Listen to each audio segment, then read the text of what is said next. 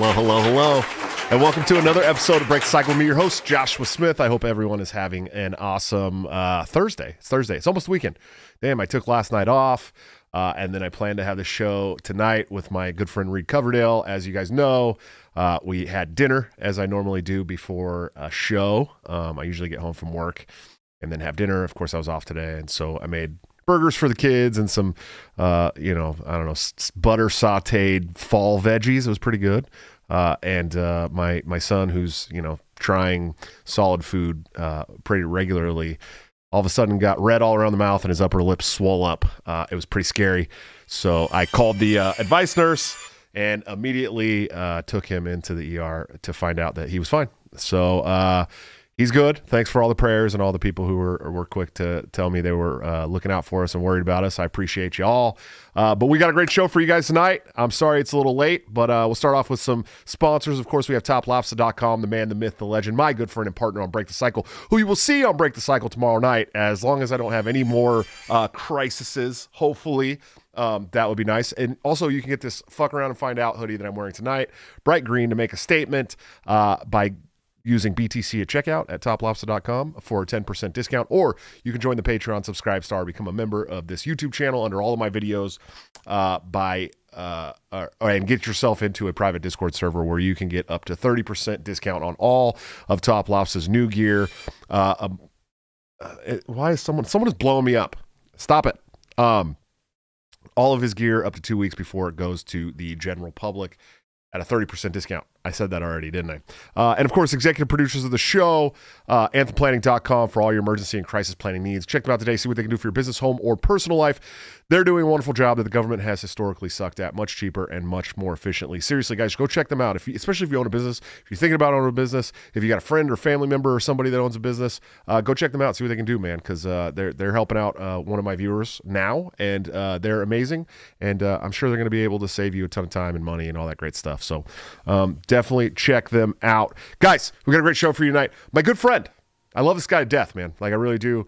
I know when we first started interacting on online, he was a big part of this unity push in the libertarian movement, and I was pretty staunchly against it, and for reasons. And he understood those reasons, and we came to a good agreement. But then we've become friends over time, and finally got to meet him in Florida recently. I was very stoked about that. But he is the host of The Naturalist Capitalist, and of course, everyone's second favorite trucker. He is Mr. Reed Coverdale. Sir, how are you doing? I'm doing well. I was going to say, I'm glad you're having the Liberty Truckers on in order of skill. You're having me first and then Top Lobster second coming on tomorrow. Listen, that was good. Now you're going to get canceled, dude. That's it. You're already canceled. You've been on 5 seconds. You're already canceled. Yeah, I know. It doesn't take me long, as you know. So. Yeah, absolutely, dude. Well, it sucks. You say true things, and then all of a sudden, there you go. You get kicked out. Yeah, well, I don't know. I mean, I kind of wished that I had been kicked for some zinger that I made or some really staunch, hard in the paint post against Zionism or neocons or the Federal Reserve or something, but it was just a stupid joke that got me, and that kind of sucks, like going out that way. But yeah, well, they call it violence or something, advocating violence. Yeah, I mean, so first of all, have you seen Reed Russell and Clint Coverdale? Yes, both on Twitter. Your sons. If either of them came near you, would you defend yourself? In real life? Yes. Yeah, of course. Exactly. So, I mean, even though it was a joke, I think the sentiment was valid. And, if I had to go to court over it, I'd be like, have you seen these faces that I'm talking about? If they came within 100 yards of my truck, I would do what is necessary, and I'm not ashamed of it. So I don't really regret. I mean, if I could have not said that and kept my Twitter account, it would have been worth it, but I don't regret what I said because it's not necessarily untrue, I guess. Sure. And let's be honest, dude, at some point they were going to come for you no matter what. It was going to happen. Oh, yeah. It's going to happen to all of us. I know it's going to happen to me too. I'm very close to 20,000 followers. I just got my second ever 12-hour ban a couple nights ago. And, we all know that our time is limited on a lot of these platforms, dude, just because we're saying things that are true, man. You know what I mean? And then making jokes, of course. Of course, I shitpost on Maine. You know what I mean? I do. And I always have. I've always shitposted on Maine. I've always been a very public person ever since I got involved in libertarian politics, especially. I ran for office, so my addresses have been public. And, it's just I'm used to it. I've had people try to call bosses, and thankfully I got a boss now that, I show him all the things I say and all the people that say they're going to dox me to my boss. And he's like, oh, what a bunch of retards, That's kind of how he rolls, thankfully. But, there's been times where people, have gotten close to getting me removed from jobs and stuff, man. And so Twitter's like the least of my worries. Yeah, no, I mean, I'm in a similar boat. My boss watches my YouTube shows. He enjoys some of them. Sometimes he'll say, hey, I watched your latest episode. I thought that was interesting, whatever you were talking about. So I'm in the same place. There's no worries about being doxxed. And that's actually why I went so hard in the paint on Twitter, because I know so many other people were kind of bottled up and wanted to say shit to some of these people, but they couldn't because they'd lose their jobs. Or if you just have some anon account with 100 followers, no one's going to notice it. But if you have a guy with almost 20,000 followers who's using his real name, who's telling Marianne Williamson to shut the fuck up, or, going after Meghan McCain the way I did, or, Dan Crenshaw or whatever, people were kind of inspired by it and they appreciated it because I don't have to worry about having my life ruined. So, I think it was a good run. By the way, I'm not necessarily gone forever, but I've just kind of accepted that I probably am. And I just look back at it. It was a year. I was only on Twitter a year, and I got almost 20,000 followers, and I got to say all that shit to everybody. It was worth it. So, thank you, Twitter, for whatever service you gave, and fuck you for censoring everybody. And it is what it is. That's like Fed levels of followers in 1 year, dude.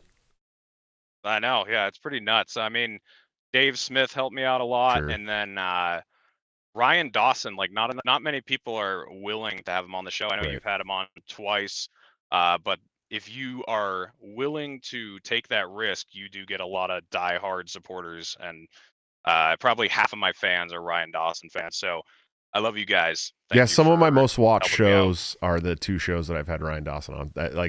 Like actually visually watched shows has been Ryan Dawson. Of course, I've had shows with Dave Smith and Tom Woods and Scott Horton twice, and the Scott Horton Michael Bolden. Oh, actually, I've had Scott Horton on 3 times, and the Michael Bolden episode. I mean, I have some episodes that are really hugely watched, and I mean, between the audio platform and the YouTube platform have thousands and thousands and thousands of views and listens. But Ryan Dawson is like, both episodes are way up there. I mean, he was probably, other than the first Dave Smith show, I think he was my most viewed show for like the first half of my shows. So people like Ryan, and it's funny because he's removed from fucking everything I talk about all the time. Like, the guy can't even use his Coinbase, dude. I know. Yeah, it's I mean, as you know, he's a hand grenade. Like, you don't know what's going to happen when you have him on, and you Sure. don't know what the repercussions of the crowd is going to be after you had him on. But I got to a point where I eventually enjoyed that, because I remember I actually wasn't hated by really anybody at the beginning. I mean, maybe some of the Mises Caucus guys didn't like me at first, but for the most part, no one really had a strong hatred toward me. And then I had Ryan on the first time back in January, and instantly, it was like, oh, Nazi platformer, anti-Semite, whatever, the insults started rolling out. And initially I was, shocked by that, didn't like it or whatever. But then after a while, it was like, you know what, fuck you. And, I just I'd like having Pete Quinones on, or Ryan, or, anyone that just made everybody angry. It was just like, you kind of feed into it and enjoy it eventually. I feel like you're kind of the same way. I mean, I've seen how you react to all that bullshit. Yeah, it's it's funny because I used to be so. I used to be like one of those guys. I wanted to make everybody happy. You know what I mean? I really did. There was, and I've talked to you about this when we were talking about the unity thing, and why I was so staunchly against it was because I was that guy. You know what I mean? Like, when I first came on the scene, 2017, 2018, there's people who were talking a lot of shit about me, talking a lot of shit about the Mises Cox, all this stuff, and I wanted to educate them, and I wanted to let them know, like, yo, dude, we're not fucking Nazis, we're not homophobes, we're not, you know what I mean, like, we're not anti-trans, like, we're just not, like, that's not what we are, you know what I mean? We're centered around Austrian economics and trying to move the Libertarian Party in that direction. That's, yeah, of course, that's part of it, but people calling you Nazis, all this stuff, that's just not true, you know? And so I tried to educate, I tried to talk to people, I tried to work with people. I went on Fakertarian's podcast, like legit. I really went on and was like nice and stuff. And even to the detriment of my own platform with some people, you know what I mean? Like some people were pissed that I went on there.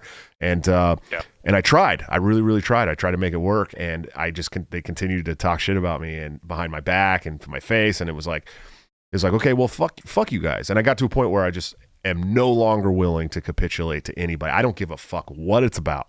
You know what I mean? Like, I don't care what it's about with these people that call all my friends Nazis and anti-trans and homophobes and anti-immigrant and racist. Like, I don't give a fuck what you say anymore. Like, you guys have driven it so far with your constant, incessant, whiny bitchism that I don't care anymore. You know what I mean? So it's like, I'm not even trying to work with these people. I will not capitulate on anything. I am not willing to capitulate on anything with these people. I don't care if I'm wrong. You know what I mean? Like, I just don't, I don't care. Like, you guys, you know, and that's really, you know, that was my sentiment when we first started talking about the unity thing was, I can't work with these people. They're fucking terrible, shitty people who don't operate in good faith. Fuck them. And then you started with the bitch fuck cucks, and I was like, all right, yeah, Reed's got it, man. We're good. Yeah, I feel like we've kind of come to an agreement. I mean, I don't know if the original sentiment has changed. It's just I've realized how many fucking shitty, useless pieces of shit there are out there, you know, like, and as you and I know, like, some of it's been like legit accusations of stuff that we didn't do, and there's also been like you know, I mean, when like someone with 100 followers is calling you an anti-Semite, it's one thing. It's another thing when a guy with 70,000 followers starts messaging a bunch of people telling everyone that you're one of the most prolific Jew haters on the internet. You know, Right. I had that happen, and then man, I mean, I made a lot of enemies, dude. I couldn't believe it. Like, people really, really hated me, and it was like several different groups. There's the antipods, the The antipods really fakertarians. hate us too. Like, really Oh fucking hate us. man, they hate us the most. And then there's the fakertarians, and then the Zionists, and the neocons, and then like I recently made a bunch of enemies with you know, half of the 9/11 truth movement. Yeah. And you know, I'm someone who thinks that there was more than what they are telling us happened on 9/11, and I ascribe to a lot of what people would call conspiracy theories, but I believe planes hit the building. So I'm, you know, I'm an establishment shill trying to shut down the truth. So I made a whole bunch of enemies there too. And I mean, just it got to the point every time I engaged with a certain group of people, I would come out making a ton of enemies, and that wasn't even always the intent. But I think what people really hate is when you expose them. That, I mean, because you can shit talk them, you can clown them all you want, but if you expose them as liars in front of an audience, They really that hate really that. makes them mad, and they will not forget. Yeah. Well, it's funny because, you know, we haven't really had this conversation openly about the anti-podcasters or anything, and we kind of dropped it for good reason, I think.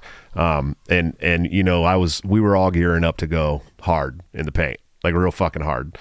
You know it, I know it, everybody knows it. But I think you know, it's just so funny to me that these people, these anti-podcast people, first of all, went on a podcast to talk shit about podcast people, but also that they don't really, I mean, most of them don't really contribute anything to the movement at all. You know what I mean? And when you shit talk me, who's been not just a podcaster, but a fucking activist for, you know, a decade, more than a decade, since 2007 at least, and have worked on Ron Paul campaigns and fucking been endorsed by Ron Paul and traveled all over the country and done all this shit. You know what I mean? I've been to 40 states over just the last 5 years working for these causes. It's like, what the fuck are you doing, dude? Like, what are you doing? Yeah. You're talking shit about a show that I started because I have 7 fucking kids. Over the span of a year, I've taken in 7 fucking kids, and I can't do the work like I was doing it before. So this is my way to do the work still from my house while I raise 7 children, work full time. And what the fuck are you doing? What are you doing with your life? You know what I mean? And Reed's doing the shit from his fucking truck, for crying out loud. Okay. Yeah, I was gonna say, I mean, whether it's the antipods or the fakertarians or a lot of the 9/11 truthers too. I mean, a lot of these people are just very unimpressive in real life, I would imagine. Completely. I doubt any of them really hold steady jobs or have accomplished anything that's worth bragging about. Like, I mean, people ask me, "What have you done since you lost Twitter?" It's like, work 60 hours a week and do my podcast. Like, I mean, I actually have a life and have actually done things, and you have too, like you just laid out. And I think that these people just feel threatened when anyone is able to get a large audience, get a large following, gain a lot of attention, because in real life they have no attention. In real life, no one cares about what they think. So then they come to this, social media platform or libertarian party or whatever it is, and they have people's attention and they feel like they're top dog because they're living in in an alternative reality that doesn't actually exist. And so then you have people like you or me or Clint who kind of just end up skyrocketing, and they get really really mad, and they don't want to see it happen. So then they just become parasitic and they just feed off of your success and just try to do everything they can to bring you down. And I think that's what I have come to realize, is that there's so many people like that. Like the idea of the unity thing, which Dave agreed with, was, people of good faith who care about liberty. Let's put the bullshit aside and, embrace liberty and move in that direction. I think that's something that you would agree with too. Sure. I just didn't realize how many people are acting in bad faith, and I mean, I was wrong. Like, I had hope for a lot more people than I should have, but you got to learn it firsthand, I guess. Sure. Like, Well, and once you see it, you get it. so here's my thing. Like, I've always said, I mean, since the beginning of this liberty thing for me, I mean, even when I was going through my own journey towards liberty and libertarianism and anarcho-capitalism and all this stuff, I always said I will work with anybody. I don't give a fuck what ideology you are. I don't give a fuck. You know what I mean? I will work with anybody that is advocating rolling the state back in any area, as long as they're not advocating to add more states somewhere else. But, several years ago, I had to add a caveat to that and say, and you must be operating in good faith. I mean, that's, Yeah. you know what I mean? Like, cause there's so many fucking shithills out there that don't operate in good faith. I mean, they're bad people. They're fucking bad people. And they attack people like you and I and Clint and stuff. But me, who's doing what I do every day, like you know what I mean? Like, fuck you guys. But yeah, it is really funny because you and I and Clint Clint and I for sure were coming up around the same time in the podcast game, right? We were kind of racing each other on YouTube followers, and he started a little bit before me. I started after all three of you guys, but and so it was funny to see like the rise and to see Clint start dealing with the same shit that I had been dealing with for the last couple of years. You know what I mean? Like, yeah. And I'm just like, it really sucks, dude. Like, it sucks to be constantly attacked, but at the same time, it's like, I know what I'm doing. I know what my worth is. I know what I add to the movement. And so they're not going to fucking stop me. And the only way to deal with them is to not capitulate to them at all, to tell them to get absolutely all the way fucked. And I don't want to have anything to do with you. And that was kind of, when I brought you guys on for the Fakertarians roast briefly. I mean, that was the funeral. That really was the funeral for those Fakertarians. Like, I'll never ever work with them whatsoever on anything ever again. You know what I mean? And I just wanted to make it very, very clear. And I think that's what we did. You know what I mean? Yeah, I mean, seeing the reaction to the Mises takeover, like what happened in New Hampshire and what's going on in Delaware now, and then observing people like you, me, and Clint, and Dave, and Pete, or whoever, just like get incessantly attacked by people.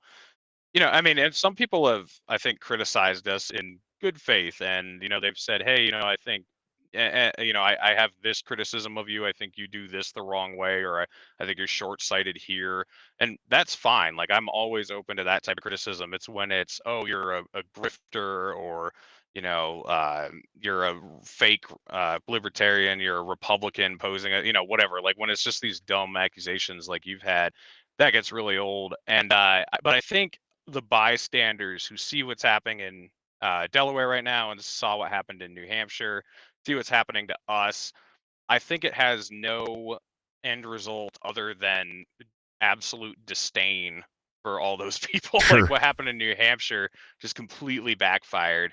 I think that's what's going to happen in Delaware eventually too. Nevada, you had that happen, and then when people see what happens to us, yeah, I mean, you look at the comments on Twitter, like it's not just because we had bigger followings, but random passerbys would see these retards reacting the way they do, and they get like no interaction. And then, stuff we say gets tons of interaction, and they're just gonna lose, man. Like they don't have, there's no end result where they come out on top at this point because they're so stupid and everybody knows it. Well, still, their most watched episode of all time is still the episode of that myself and King Base King Nick went on to. So that's gotta sting a little bit to know that they've never had a platform like they had when they had me and Nick on to roast them for 2 hours.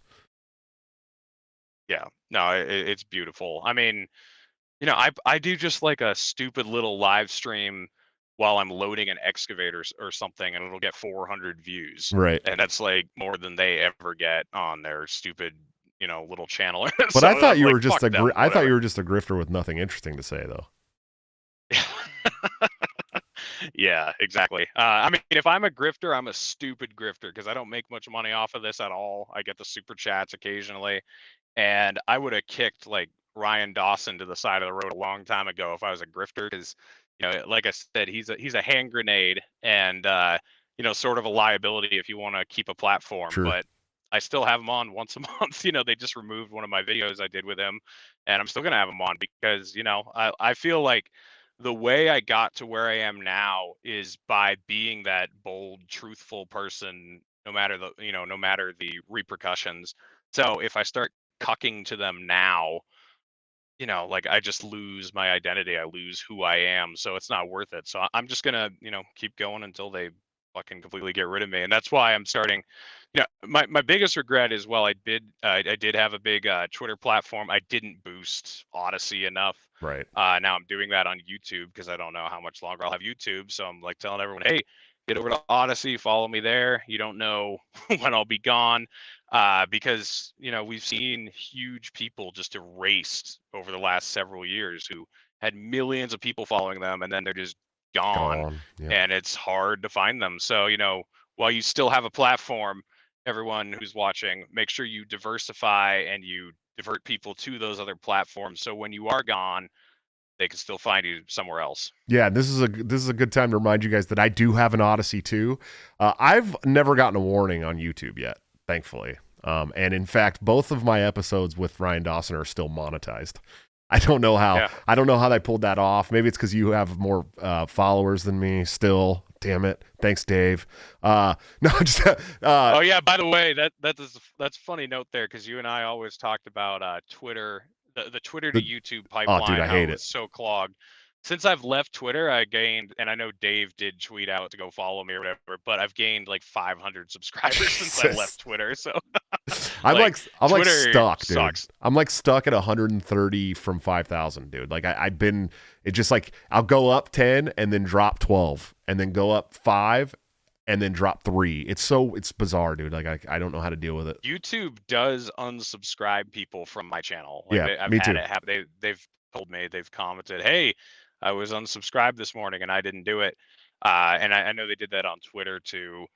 But the secret to success with my YouTube channel has been that I have always set the bar low with production value. And I think this is where you actually made a mistake because your production value is like tip top. You've got crisp imaging, you've got great audio. So if something goes wrong, then it's like, oh fuck, but with my shows, they're like expecting something to go wrong. Basically, if nothing goes wrong, it's like, oh wow, you made it all the way through without a glitch. So the audio sucks a lot of the times and the video is questionable, but they're just like, okay, we know this is what we're getting. So well, that's been my secret. It's funny you say that because actually one of the first episodes of yours that I ever watched was one of your Four Horsemen episodes with Jackman and Ryan Dawson, and it was like early fucking morning, dude. I think it was like 8 o'clock corn time. I know this one. Yeah, and I was at work and I was watching it at work, and you froze up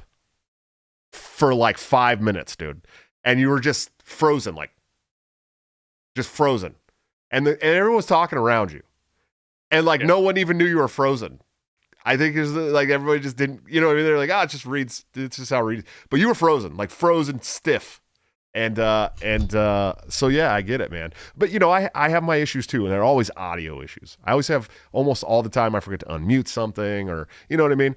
And it's been going on a long time, so people are kind of used to it when they see Break the Cycle fuck up audio. They know it's coming. They already know. They already know it's going to happen. There's a boomer joke, and it's funny. Chris Allen, thanks for the $5 super chat, man. He said he'll kick it off. Yeah, kick off the super chats. My super chats have dropped a lot, by the way, like a lot. Like my pay on Google's dropped 2/3 from what I was getting monthly before, so it's a little rough. But he said he'll kick it off. I'm starting a GoFundMe to reinstate Reed, but I'm doing it in Meghan McCain's name. Love you guys. I love it. Nice. Libertarian podcast review. What's up, Tyler, man? How you doing? He says, Reed, are you more production on a daily basis without Twitter? Also, has your driving improved now that you don't tweet and drive? Big fan. Well, I'm going to say on the record officially I'm still here. that I would never tweet and drive. That's dangerous. So I'm a little shocked that you would suggest such a thing. Obviously, every time I sent out a tweet or a reply or like, I would pull over to the side of the road safely, make sure that I wasn't obstructing traffic or anything, and then safely make my tweet. So just that, now that we got that out of the way.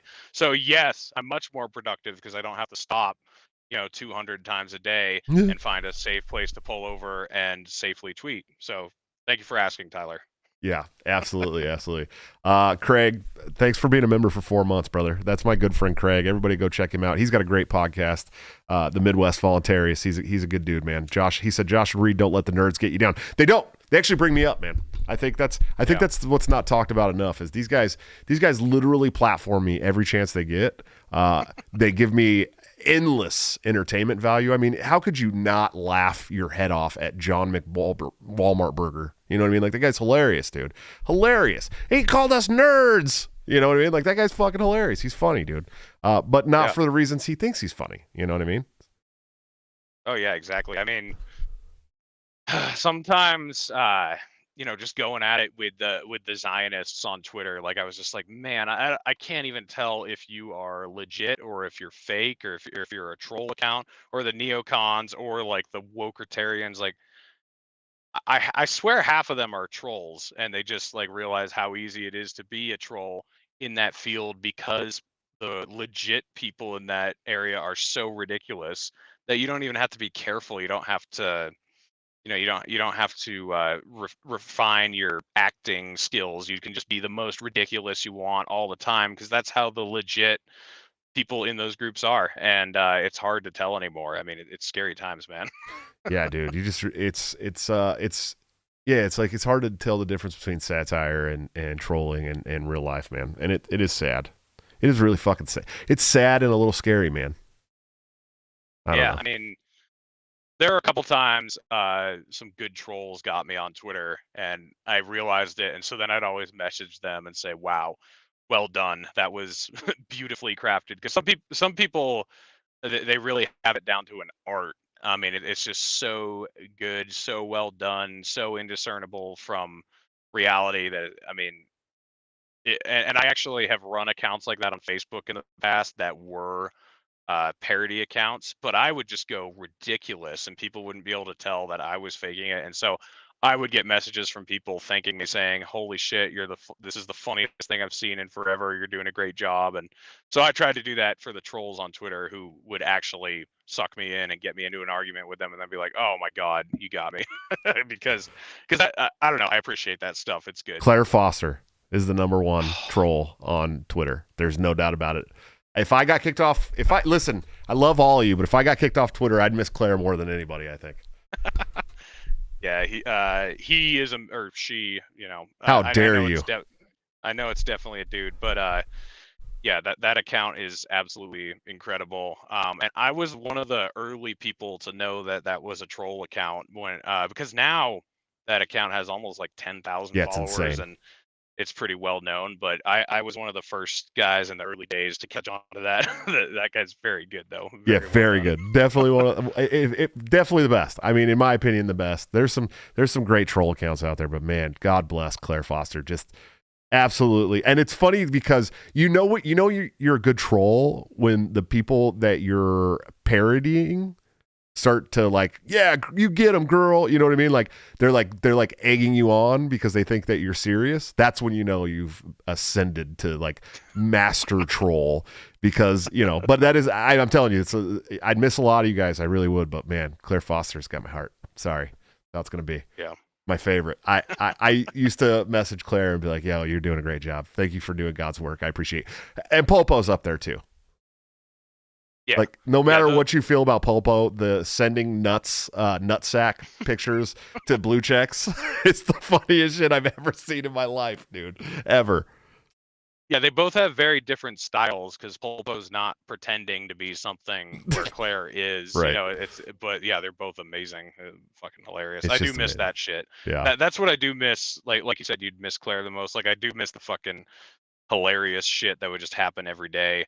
Especially since I'm a trucker and I'm alone all the time and I'm driving all the time. Like that would be entertainment to just get you through the day that's gone now. That is what I miss the most. Yeah, That shit was fucking really hilarious. funny because I got kicked off of Facebook a year ago, right? Back in October of last year.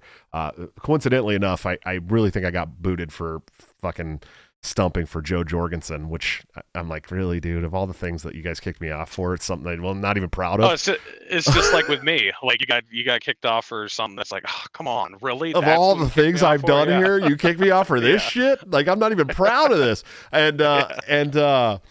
So I was off Facebook for so long that I went to Twitter. When I had a Twitter since 2017, but I never used it. Like I never used Twitter. So I jumped on. I started using it sometime last year, a little bit here and there. I drop a tweet, do all okay when I was running for chair and stuff in 2020. And then when I got kicked off Facebook, I went exclusively to Twitter. I'm like, well, this seems kind of cool, I guess. You just don't have a lot of room. I'm really like when I write, because I'm a writer. You guys don't know that yet. If you sign up for my fucking email list, you'll eventually start getting ebooks from me. And there's a free book from my friend Josh right now. Great book, Second Story Work. It's fiction, really good stuff. It's like 300 pages and it's free.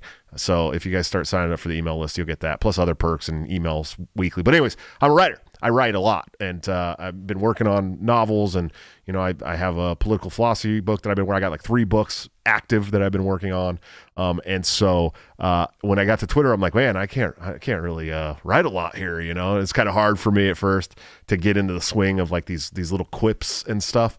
But then I went to war, man. I went to war with the blue checks, and it became so much fun. That now that I'm back on YouTube, I'm back on Facebook as of a couple months ago. It's mostly like I added a lot of my Liberty friends, but it's like family posts and shit mostly. It's just not fun. Like it's not fun like Twitter is. Twitter is an absolute war zone, and I love it. So I don't know. I'd be sad if I got kicked off Twitter.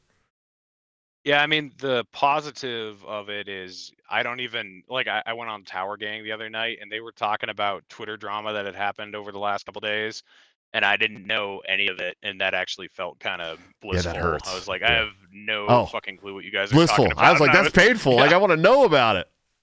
Yeah, well, a lot of the Twitter drama is just dumb. Like a lot of it's not funny, a lot of it's not informative. It's just fucking stupid. And when like Drew Hancock and the post-libertarians get into it sometimes, it's just like, oh my God. Like a lot of the times they're just talking past each other for the most part. And it's just like, so that type of stuff I don't miss at all. And I remember actually one time we had Ryan on Tower Gang and we were talking about some Twitter drama, and it took like 5 minutes to explain, and he was just rolling his eyes like, wow, you guys have a lot going on in your lives. And I remember thinking like, yeah, this does take up so much of my attention, is all this like stupid bullshit, like Pete said something and then so and so got upset about it, and then this other person quote tweets so and so and blah blah blah blah blah. It's just like, who fucking cares? So I literally stay out of all those fights because I love everybody on both sides of that for the most part. You know what I mean? It sucks, dude. Yeah. I hate watching it happen. It's like Dave and Popular Liberty going at it back and forth right now on Twitter, and fucking Pete is all upset with a bunch of people, and a bunch of people are upset with Pete. And I'm like, dude, would you all just shut the fuck up? The state loves this shit, dude. The state loves it when we fight each other. Like it's their favorite thing in the world. You know what I mean? We could talk all day nicely about which strategies we should be using, but at the end of the day, the constant fucking like like shitty fighting is exactly what the state wants from us. I mean, we could not do their job any fucking better than we are on Twitter with each other. I mean, that's it. That's why I don't even get into the post-libertarian debate anymore, like at all. It doesn't matter where I fucking stand. I'm going to keep doing what I'm doing anyways. You know what I mean? And if I see value in what somebody else is doing, I'll probably adopt some of that too. That's how it works. You know what I mean? But if you're like the midget fucker Cyprian, right? And you pop on and you're like, whatever, Cyberdon, whatever his name is these days. I mean, if you're going to come at me like a complete fucking condescending prick, then I'm not even gonna pay you. You're just gonna go into the will not capitulate box. You know what I mean? Like with the rest of my fakertarian friends, and I don't even care. Like, and the thing is like I agree with Soprania or whatever the fuck his name is on all kinds of shit, dude. Like I really do. There's all kinds of shit I agree with him. I do believe that people should start amassing their own wealth and fucking try and become completely independent and homestead and do all these things. These are good things. These are things we should be doing. I'm still going to work inside the political process because I see a little bit of value there. Like I do. You know what I mean? I see whether I'm working with the Republican Party or the Libertarian Party, and I know a lot of people are going to be like, oh, did he just say that? I've seen, Republicans get elected to state legislature, and now I'm seeing Libertarians getting elected to state legislature in Montana. We have 2 now for the first time since the fucking 70s. And I'm seeing that they're actually working with the other parties to get legislation passed. I think our one legislator or not Montana, Wisconsin or Wyoming has already put forth like 8 bills like right away. You know what I mean? And they're good bills, constitutional carry, stuff like that. And so I see value there. Like if that's something, if people are starting to adopt this third party stance and we're getting state legislators elected, fucking awesome. Do I have some kind of weird dream that we're going to have all these federal elections won by the Libertarian Party? No, dude. No, I'm not stupid. I sit on the national committee. I see what we're working with. More than any of you guys that are arguing about it online, I see what we're working with. Trust me, I see our financial sheets. I see our membership levels. I see everything firsthand right away. I see what our social media is doing. Before anybody comes and argues and complains to me about our social media, I knew about it for hours before you did. You know what I mean? Yeah. And 90% of the time, I agree with you, and I'm sorry, but you didn't make me chair last year, so I have no say over the social media for the National Party. I used to. I could have if I had gotten the 100 extra votes at the national convention last year, I would have been in charge of the social media through all of COVID. I'm just saying. Have I been bad on COVID? Fuck no, I haven't. Not for one. And that's another one of those issues. I don't capitulate to anybody that's bending the knee to the state during this COVID shit. I won't do it. I don't care if I get sick and die from COVID. Like I'm not going to bend the knee to you or Washington when it comes to COVID or the state for that matter. You know what I mean? Not going to do it. And I could have been in charge of the National Libertarian Party social media, but I didn't get enough delegates to the national convention and I lost. So you guys got Joe Bishop Henchman for half the term and whoever the fuck's controlling it now. But there has been a couple good posts. We actually hired a media coordinator to work on it, and her name's Larissa Coggin, and she can do some good stuff. And they have put out some good stuff. But like the video they put out, I would have had Dan Smots doing it, and no one would have stopped me. You know what I mean? Yeah. No one would have stopped me. Yeah. If I had been the chair for the last year and a half or whatever, Dan Smots would have been doing all the fucking videos for the National Party, all of them. Every single one. The guy's amazing. Absolutely amazing. Him or Christian Malzarte, or both. I mean, they could collaborate. They're both amazing. Christian's the one who's been teaching me how to do video editing. And I mean, for free, he gets on Skype with me in the middle of the night and starts teaching me how to do this, all this stuff. And it's not easy. So I really appreciate that guy. If Christian ever watched my show, I love you to death, bro. He's been a good friend of mine for a long time. Let's talk about your mustache, dude. Yeah. Does it count as a mask when you walk into a building? That's a good point. I should have just grown it out so that I have it waxed off to the side, and then when I go into a building, I could just like smear it down, just vertically downward. It would go down to my chin and cover my mouth, and I'd be safe. That's a good idea. It's probably a better filter than some of those paper masks they try to put on us, dude, to be honest with you. Yeah. Speaking of the mustache, though, I am going back to the beard next month for the winter because there was a lot of anticipation for the stash this last time around. I think last time I was on your show, I still had a beard, A but little bit, yeah. pretty much right after that, I went back to the stash, and there was a lot of excitement. So it's sort of like the Four Horsemen. Like if I did the Four Horsemen every day, people wouldn't be anticipating it so much. That's why I do it once a month. So I think I'm going to keep doing this. Bring the beard back in the winter, and then bring the stash back in the spring, so everyone can be excited for it. So Sure. there you go. I support it, man. Let's talk about Florida, dude. So we finally got to meet in person. There was none of that gay great stuff that goes on between you and Clint, but it was really nice. I gave you a big hug. I was happy to give you a big bear hug. Yeah, well, that's pretty exclusively for Clint. Like, I don't really extend that to other guys in general. That's fucked up, dude. Don't But I take get it. don't I take get it it. personally. No, that's okay. I get it. But was it so? This was the first time since I started my show that I've been in an event that big where a lot of people in the room knew who I was because of my show. Right.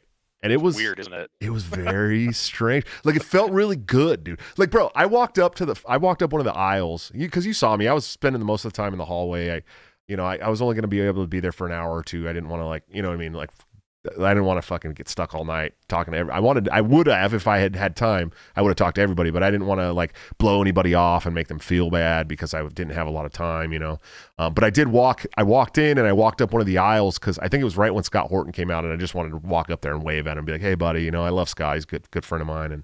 And as I'm walking back towards the back of the room up the aisle, somebody said, Joshua Smith, you're a hero. And I was like, what? You know what I mean? They're like, you're a hero. Thanks. You're doing great work, man. And I was like, holy shit. Like, I just walked into a room with like 2,000 people, and someone stood up in the middle of the fucking room and called me a hero. And I was like, wow, that is intense, man. That's an insane thing. I mean, did you have any experiences like that while you're there? Oh yeah. I got called a hero a bunch of times, and at one point I was like, whoa, dude, easy. Like, I'm not a hero. Like, I mean, because honestly, that's disturbing. I appreciate the compliment, but, like, I mean, I'm a truck driver who talks about not like not insanely, you know, uh, deeply researched or theoretical shit. Like, a lot of what I talk about is pretty straightforward, I think. And I guess we just live in such an insane society that people don't think that way anymore. But I'm just doing my part and doing what I can to inject something into the conversation. And I don't think I'm a hero for that. Like, I want other people to do that too. Like, don't look up to me and just think, oh wow, what Reed's doing is so cool. Like, go out and do it yourself too, because it's very easy to do. Like, I feel like I'm proving that. I'm doing it while I'm working a 60-hour work week. I'm getting interviews with big names like Peter Schiff and Abby Martin and, Tom Woods, all these people. Like, it hasn't been that hard to do. It's just been putting yourself out there and actually saying what you think, and, putting a little bit of work in to know what you're talking about. That's really all you have to do. So everybody who has a brain can do it. But yeah, I probably talked to 300 people over the weekend while I was there, who all watched my show or followed me on Twitter or whatever. And yeah, it was yeah, that was the third event this year I've been to, because I went to Pork Fest and Freedom Fest and then Tom Woods Yeah. 2000. And Pork Fest was my first experience with anything like that. My dad lives in New Hampshire, so he went up there with me, and we were getting close to the event. And I said, Dad, there might be a couple people who know who I am here. It'll be kind of weird. But I was expecting, like, maybe 20 or 30 people, but there were like over 200 people. Like, I was there for 5 minutes, and someone was like, "Are you Reed Coverdale?" Yep. And he's like, "Oh, can I shake your hand?" I was like, "Yeah, okay, sure, whatever." And then, 2 minutes later, somebody else comes along. 4 minutes later, so I mean, it was just like that the entire couple days that I was there. And then there was this one time at Freedom Fest. It was hilarious. I was standing in line for food, and there's this guy just like standing behind me, staring at me. And I finally like turned around. I was like, "Hey, what's going on, man?" He's like, "Are you Reed Coverdale?" I was like, "The one and only." And he's like, "Can I get a picture with you? He was like super nervous about it. I was You're like, yeah, shit, yeah, dude, let me fuck, wipe who this, cares? let me wipe this axle grease and diesel off me real quick, bro. Yeah. Well, this was Freedom Fest, so I was like, I had stains in my clothes, but they were at least clean. You know, Sure. no like surface grease on them. So That's so funny, dude. So you weren't at Pork Fest for very long. That's the one that I really I'm sad I missed. I was there 2 days. Yeah, 2 days. But I was there while Dave was there and Tom. Scott came in late, so I didn't actually get to meet him until Freedom Fest like a month later, and then saw him at Tom Woods again. But yeah, I think my favorite out of all three events was Pork Fest. That's just like, and then Tom Woods is probably second. Freedom Fest, there's a lot of like, It's like business suity. Yeah, it's just like I've been really to Freedom Fest before. It's yeah. The only thing I haven't been to is Pork Fest. So, but I've been to Freedom Fest. Oh, It's man. very conservative, very suity, like networking, marketing. That's why I want to go to Pork Fest, because it's like camping, fucking hippies. Like they probably got drum circles and the bonfires and shit. Like everyone's on drugs. You know what I mean? It's gonna be fun. It's gonna be a good time. Yeah, I'm trying to get Ryan to come out to Pork Fest next year, and then Eric lives in New Hampshire. We could do like a live in-person Four Horsemen at Pork Fest. That That would would be be pretty fun, dude. cool. Dude, But yeah, it's can we talk amazing. about Eric Jackman and his Yeah. weight loss journey, man? I'm fucking so proud of that dude right now. Yeah, dude, he's really hitting it hard. I'm really happy for him because he's like I don't know how old I think he's 35, Yeah, something he's like around that. my age. I know that. Yeah, and so once you get much older than that, your health decisions really start affecting your life a lot more than when you're younger. And so I'm glad to see him really putting the hammer down and trying to make a change there because he works out pretty regularly and he's lost a ton of weight and he can lift a lot more than he used to be able to. And I haven't seen him since Pork Fest, so I'm going to be back in New Hampshire for Thanksgiving and going to go visit him. We're going to do an in-person live stream, but Yeah. I'll probably be shocked when I see him because he really has lost quite a bit. That's really great though. Like that, I don't know. That takes a lot of gumption to True. actually do that because he's been heavy for a long time too. It's not just like recent. So to actually make that lifestyle change is really it's really an ardent stride in the right direction. Yeah, I mean it's hard. Look, I was just talking with my fiance today. I'm about a year and 4 months away from 40. You know what I mean? And I don't go to the fucking gym. I haven't been to the gym in a few years. You know what I mean? And like I should be going to the gym right now. It's like probably the most important time. I should be quitting smoking and eating. I've been eating a lot better ever since I met Julia, which is, that's good. You know how it is. Yeah. When you're out of a relationship, like she's like, I remember when we first started talking, you would send me texts every day after work at like another restaurant. And I'm like, yeah, I didn't fucking ever eat at home. It was me and my best friend were like two bachelors living in a 3-bedroom track house, and we partied every Friday through Sunday and then went back to work. Like that's, I ate out. We didn't cook at home. You know what I mean? There was a Mexican restaurant like 4 blocks away from my house. I ate there 4 nights a week. You know what I mean? Yeah. It was great. But I now that I have a fiance, I eat we had a fall vegetables sauteed medley for dinner tonight. You know what I mean? Ooh. Yeah. Being a truck driver, it's challenging, but because before this, I did line work where you're outside working all the time. You get plenty of exercise. So I've been full-time trucking about a year and 4 months, and I weigh 5 pounds less than I did when I started. And the way that I've done that is I always like park the truck in the far corner of the truck stop. So I got to walk all the way across the parking lot to get food or whatever. And then I just don't eat any fried food. Like Yeah. that is I mean, like it's really tempting to get the pizza or the fried chicken tenders, but just get the cold sub and the banana and the apple, and that that's just what I've had to do, and it's I just paid can't. off. I'm still Can't, pretty dude. healthy. I So fucking love no. fried food so much. And I live in the Midwest, dude. Everything's fried. I mean, you go to the fair here, they got True. fried Twinkies, fried donuts, fried bananas, just fried fucking everything. Fried Oreo cookies and fried Snickers bars. And it's like, can I just get the stick of butter fried? Can you just deep fry me a stick of butter? I mean, they probably would. No, Right. no joke. We got some super chats. Let me say what's up real quick. Mike Ravel, thanks for the $5 super chat. Big support of the show, man. I appreciate you. He said, Dickie told me you left Tom Woods because he smoked all your cigs, so I dipped out without seeing you. Damn drunk, Dickie. No, I gave him like 3 of my cigarettes before I left just to be nice, man. Because Dickie was very inebriated. Yes. Yeah, he was he was struggling there toward the end of the night, but he kept coming to lean on me. He was like, Reed, I need help. Reed, I'm going to follow you around because I trust you or whatever. And I was like, all right. But then he'd go lean on someone else. So he was leaning on a lot of people that night. He Yeah, was very fickle. he tried to wrestle me like 4 or 5 times, and I kept ball sacking him every time. But tap him on the nuts. He'd be like, "Oh," and he'd drop his phone and forget he was wrestling me. It was pretty great. I love Dickie though, man. He's just fun to be. He was fun to be around. You know what I mean? Like he was a wild, crazy guy, but like sometimes people like that are fun, and Dickie's one of the fun ones. Yeah, dude. The cool thing is our circle of friends, like the Tower Gang people, and you, me, Dave, Tom. We're all legit. Like, I mean, you're the exact same person in real life that you are right now, and I'm the exact same person. And Clint and Fat Dave and Toad and all these guys, they're legit. They're not pretending to be something they're not when they're in front of an audience. Right. And it's just like really cool to actually see that in person and be like, oh wow, this guy is the guy I thought he was. Yeah, absolutely, man, and I agree. I mean, even Clint. Clint's the same fiery dude that online. I promise you, he's exactly the same in real life, man. It's hilarious, dude. Scott Horton, holy shit! Like he just the only difference online is he doesn't swear quite as much, but yeah, he cusses like a lot in person. Fiery.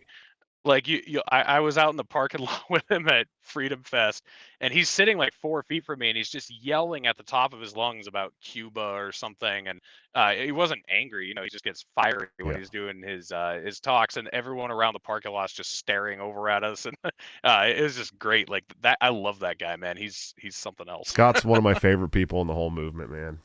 I absolutely love Scott, and I'm an anti-war guy, right? Like that's where I came from. That's where I started. Right. Over several, shit, coming up on 2 decades now or something. I joined the military. I think my 20 year would be this year. I would be retiring if I had stayed in. Anyways, war is what brought me to these ideals, dude. So like people like Scott are my favorite people because nobody knows more about the warfare state than Scott Horton. I mean, I wouldn't say that there's anybody out there that knows more, in my opinion. Yeah. That's why what's crazy is I supported Rand Paul in 2016. Oh yeah. And then like Tulsi in 2020 and Gary Johnson and Joe Jorgensen or whatever. And they were all way better than everybody else. True. But after hanging out with Scott Horton and like listening to him constantly, having him on the show, having in-person conversations with him, and then like Ryan and just everybody who's in our circle who is actually like really good on these things, like those other people are fucking boring now. Oh yeah. Like I don't even, I mean now I cringe like when you see Tulsi talking about drone strikes, or you hear Rand Paul talking about how we've got to fight Islamic extremism or whatever. I mean, it's just like, oh my God, like when you have nothing but shit surrounding you, you look pretty good until you see someone who is like true north, right, like Scott Horton, and then you're like, wow. Yeah.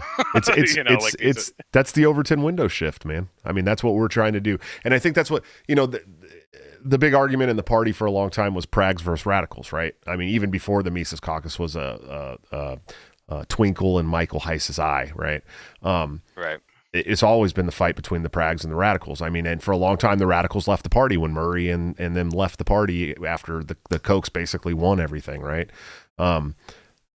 But and Larry Sharp said this at best. I love Larry. He was like a political mentor to me. I've worked with him all over the country. He said, look, I can work with anybody, but the anarchists are definitely our. He said your exact words. That's our North Star. That's where we should be headed. And that came out of that came out of Larry Sharp's mouth. You know what I mean? So that's a good thing to hear. But it's absolutely true. Like, and this is why I think I harp on the culture war so much, and why Dave harps on the culture war, and why people harp on the culture war so much, because there is an Overton window, and you can shift that Overton window. And if you're extremely extreme, the middle looks pragmatic to a lot of people. You know what I mean? Or even further towards whatever your ideals are, looks more pragmatic to people. So like, when you don't know nothing, you're looking at Rand Paul and Joe Jorgensen even and Gary Johnson and Tulsi, And you're like, yeah, man, that's good stuff. You know what I mean? And then you meet a guy like Scott Horton, and you're like, oh, those guys suck, but this other anti-war activist guy over here is pretty good. Who's maybe not as good as Scott Horton. You know what I mean? It shifts your thoughts on philosophy and policy and all that stuff. And so it's a good thing to have those kind of people around, man. We need everybody to be hearing people like Scott Horton all the fucking time, dude. Yeah, the other thing I've noticed, you were talking about the radicals versus the pragmatists. The pragmatists should not be called pragmatists. They should be called moderates, because there's a huge difference between the actual definition of the words pragmatic and moderate. Sure. Like I actually think that the Mises Caucus is the pragmatic caucus, because you have these people saying like all statism is exactly the same, any violation of the non-aggression principle is equal, and it's like, no, bullshit. They're not. Like, genocide and taxes are not equal. Like they're both bad, but they're not equal. And you have a lot of these lowberts who are acting like, banning vaccine passports is the same as mandatory vaccinations somehow. Right. And the Mises Caucus is the one who's saying like, no, there is a difference here. Like you could say that, restricting private businesses from being allowed to choose what they want to do breaks the non-aggression principle, but it's not as bad as Joe Biden trying to force everyone with over 100 employees to get vaccinated.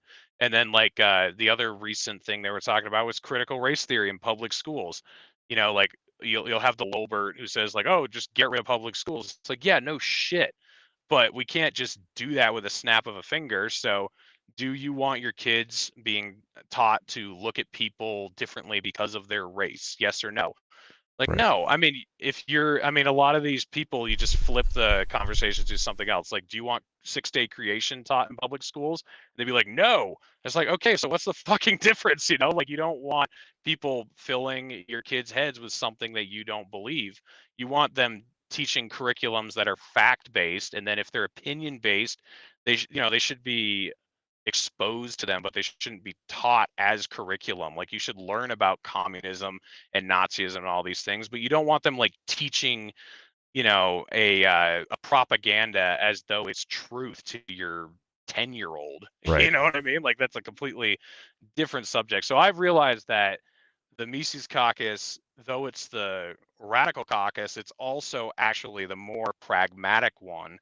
And the people who call themselves pragmatists, they really need to start calling themselves moderates, because they're not pragmatic at all. They choose like the dumbest issues that no one gives a shit about.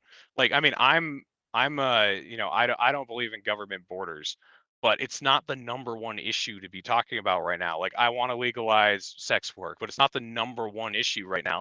Like a lot of these lowberts, they're not even looking at vaccine passports, at lockdowns, mask mandates, which is something that a ton of people are so angry about right now that you could get on our side. Right. And they're like, no, we're not going to talk about that. So that's not pragmatic. The pragmatic thing to do would be like, wow, a lot of people are angry about this. Let's talk about it. Let's bring them in. That's what I see the radicals doing, the Mises Caucus people, the people who really care about the big picture issues. So yeah, I think being a moderate in these times is absolutely fucking useless. Being a pragmatic radical is pretty much the only way to go. So like, be radical on the things that really matter, that you can get people's attention with, that you can get them over to your side with, because that's how we're going to grow in numbers. That's how we're going to gain favor with the public, and that's how we win eventually. Sure. I agree, man. I agree. Craig, thanks for the $5 super chat, man. He said he loves Eric. Glad he's getting healthy. Hell yeah, brother. Daniel 3 Biblical Anarchy, what's up, man? $10 super chat. He said, my two favorite corny grifters in one show, there is a God.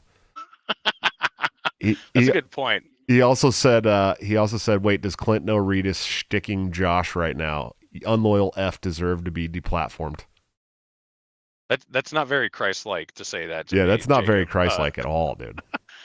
By the way, tomorrow night, Jacob and then Will Bell and Liam McCollum are all going to be on my show. So I think that's going to be at 9 Eastern time. So make sure you guys tune in for that. That's going to be a good show. Hey, John Paxson, thanks for the $1 super chat, brother. I appreciate you. Jose's very upset, man. We gotta Uh-oh. we gotta address this because you know how that short man tipper goes. He threw a $5 super chat. He said, "Wow, mentions of all of Tower Power Hour, but me. Did our magical night together mean nothing? I was gonna keep Clint in the dark on this, but now I feel jilted. I want to shout out my friend Jose. Wow. I'd like to shout out my friend Jose because I was in Florida with 7 children, my fiance, my mother, my sister, and my brother-in-law.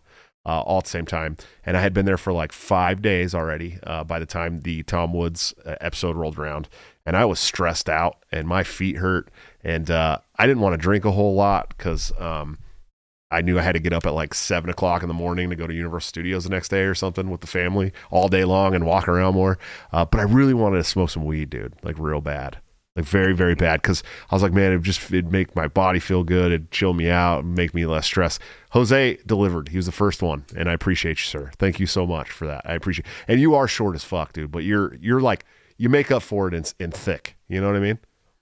Well, with Jose, when I was talking about people who are the same person in real life that they are on Twitter, that we know, Jose is just uncut opinion. Like you just get you get whatever he thinks all of the time, whether it's good or bad. And it was funny because I actually, some of my tweets that I was worried about getting banned for, canceled for, I'd actually send them to him and say, Jose, what do you think? Because if Jose says might not want to send that one, that's like, holy shit, okay, maybe I actually shouldn't say this. But that guy, man, like if you ever want an honest opinion, and really, if you just want to see honesty incarnate, that is Jose. Like you just get the real deal. There's no bullshit there. There's no masking any opinions. There's no, blowing smoke up your asshole. He's just going to tell you exactly what he thinks all the time. And I don't know if I know anybody other, like Scott Horton. He is might blow up your probably at the asshole same too, level. though. Just to be honest, He might do that. Yeah, he might. Yeah, I mean, he might do that, but not to make you feel better about yourself. Like in the cool gay way. You know what I mean? Exactly. Yeah. I love that. El Popo taught me that one. He's like, I'm gay, but like the cool gay, not like, you know what I mean? He's hilarious, dude. I don't know. He's a funny dude. Man, we're definitely getting into this. I can't believe we've already gone an hour, bro. That's crazy. It's been fun. It's just been, I mean, for those of you who don't know, like before the stream, he said, like, I don't really know what we're going to talk about. And we were just like, fuck it. We'll figure it out. Yeah. So those are the best conversations. Yeah, it was good, man. Are you down to do the members only chat for a couple minutes? Absolutely. All right, cool, man. Well, I appreciate you. What do you got coming up next for the Naturalist Capitalist, brother? Let's see. Well, like I said, I'm doing a stream tomorrow.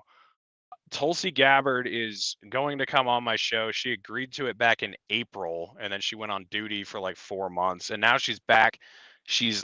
I'm on the list. That's all I know. Like I've been talking with her media director, and so I don't know when that's going to happen. I know I've been talking about it for months, but it is going to happen. I don't have a time frame. So she may have caught you dissing on Israel, dude. I know, like she's not good. She's great on Saudi Arabia, not on Israel. So a lot of people are like that. But that is going to happen at some point.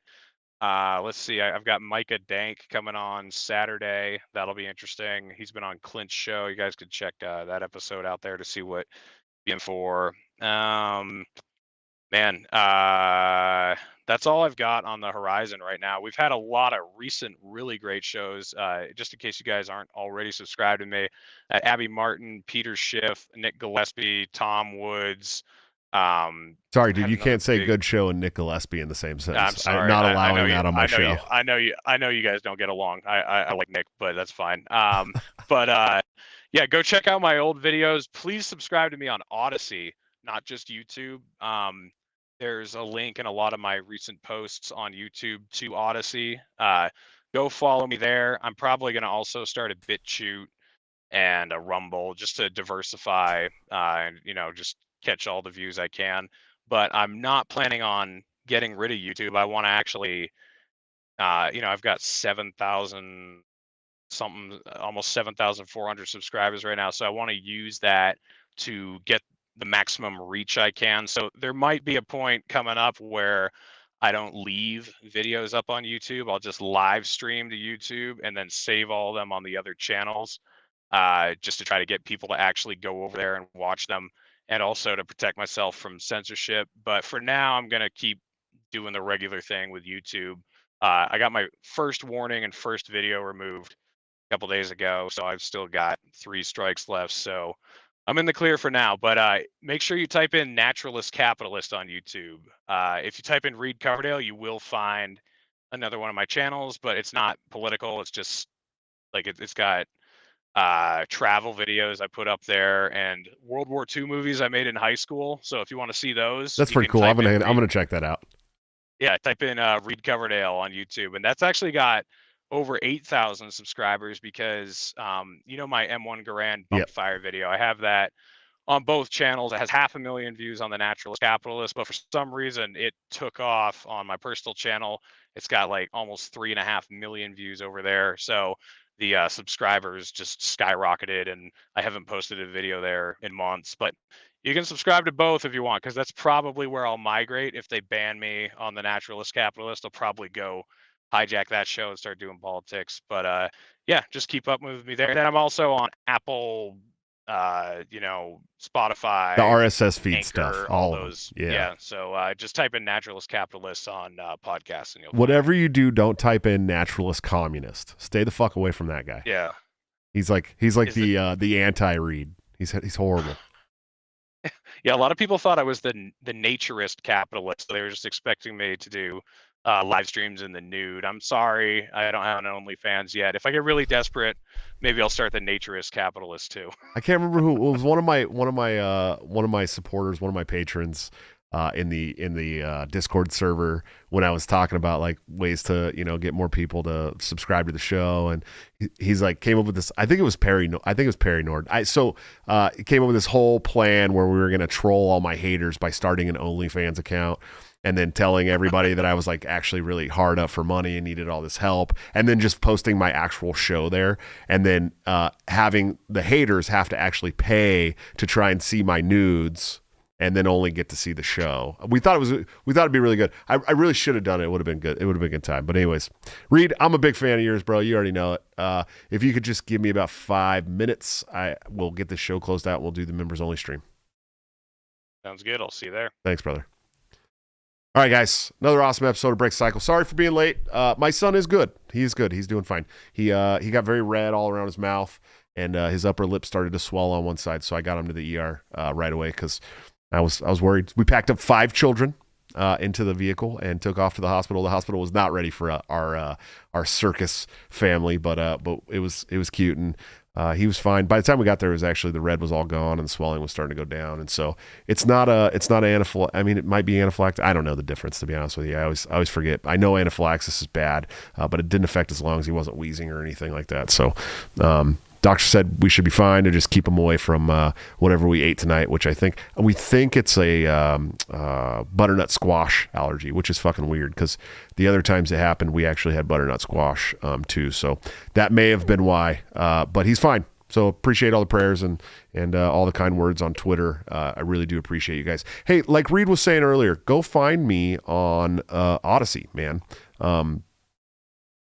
Because I probably won't be. I'm probably not long for YouTube. I want to stay on YouTube. I'd like to be here, and right now it's the monetization that actually helps my family out. So that's cool. But at some point they'll probably throw me off here. So please do go follow me at Odyssey. You can just find Break the Cycle with Joshua Smith over there. Of course, check out our sponsors, toplobster.com, the man, the myth, the legend, my good friend and partner on Break the Cycle, where you can get this great fuck around and find out Lady Liberty gun hoodie that I'm wearing tonight by using BTC at checkout for a 10% discount. Or you can join the Patreon, subscribe star, or become a member of the YouTube channel to get in the private Discord server where you can get 30% off of all of his new gear up to 2 weeks before it goes to the general public. I'm telling you guys, it's really going to save you money. So go check it out. What do you got to lose? Do 1 month on Patreon. You'll be fine. I promise. It won't kill you. And you'll get cool Top Lobster gear early. And he's going to be on the show tomorrow night, Friday show. Myself and my good friend Top Lobster. It's going to be a good show. I'm sure he spits fire every time he comes on, man. So it's always a good time. He'll probably be drinking wine and shit. It'll be fun. Be there. And of course, executive producer of the show, anthemplanning.com, for all your emergency and crisis planning needs. Check them out today. See what they can do for your business, home, or personal life. They're doing a wonderful job that the government has historically sucked at, much cheaper and much more efficiently. Seriously, if you guys own a business or have friends that own a business or family members or any of that stuff, go check out anthemplanning.com right now. You're going to find something for your business that will be extremely helpful. I promise you. I have subscribers on here that are now working with them, and I guarantee you they're happy people. So do what you can, man. I appreciate you guys. I'll see you tomorrow night for the show with my good friend Top Lobster. I'm looking forward to it.